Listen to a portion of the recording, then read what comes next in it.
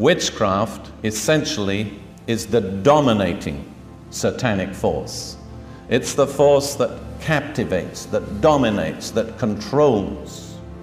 And it works by spells and by curses and by personal domination. And let me say right at the beginning that it is never the will of God for one person to dominate another.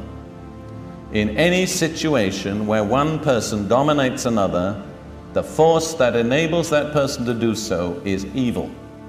It is never the will of God for a husband to dominate his wife, or a wife to dominate her husband, or parents to dominate children, or a minister to dominate his congregation.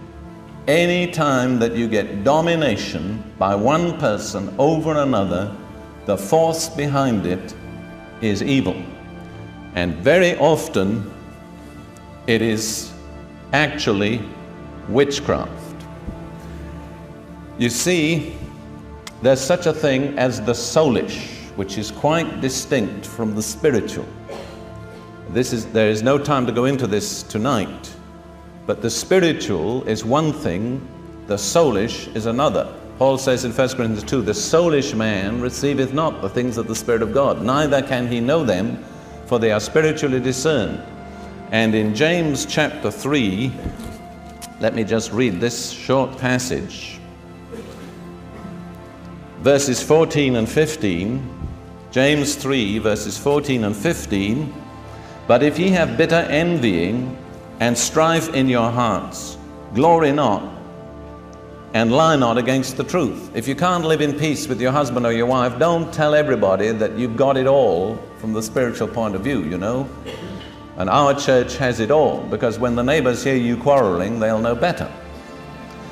Now then, it goes on, this wisdom descendeth not from above, but is earthly, sensual, devilish.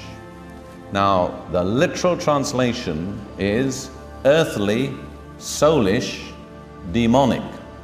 There is a down gradation. You come down to the earthly level, you go into the soulish level, and the next thing is the demonic. So the order is earthly, soulish, demonic. And when anybody in their own natural willpower and intentions decides to get somebody else to do something, the force that they're exercising is soulish. And it frequently ends up by opening to the demonic. It's most important to understand this. Much prayer is soulish. Prayer is not a way of getting God to do what we want Him to do. Any prayer that's based on that kind of motivation is soulish to start with. Prayer is not a way of getting other people to do what we want them to do. And any prayer that's based on that motivation is soulish. Frankly, there are some people who come to me and say, Brother Prince, I'm praying for you, and I sometimes wish under my breath, I wish you weren't. Because there are soulish prayers that do not bring the Spirit of God in their train, but bring dark, evil, oppressive power. Earthly, soulish, demonic. And when a person, in the name of being spiritual, becomes soulish in order to assert his own will, express his own personality, get his own desires and ambitions fulfilled, get other people doing what he wants, that person, and it's usually a woman, is in danger of coming under the influence of witchcraft. And there are, let me say, two kinds of witches, and I've dealt frequently with both kinds. There are the witches who know they are witches. They intend to be witches. They cultivate Satan's power. They deal in spells and curses and things like that. I've dealt with many of them. We've had some here in these meetings. Some have been delivered. But there's another kind of witch who really in many ways is more dangerous, because she doesn't know she's a witch and other people don't know she's a witch. And she's usually a good church member. A man phoned me a little while back, long distance. He was quite excited. He said, Brother Prince, are there Pentecostal witches? And I said, yes, there are.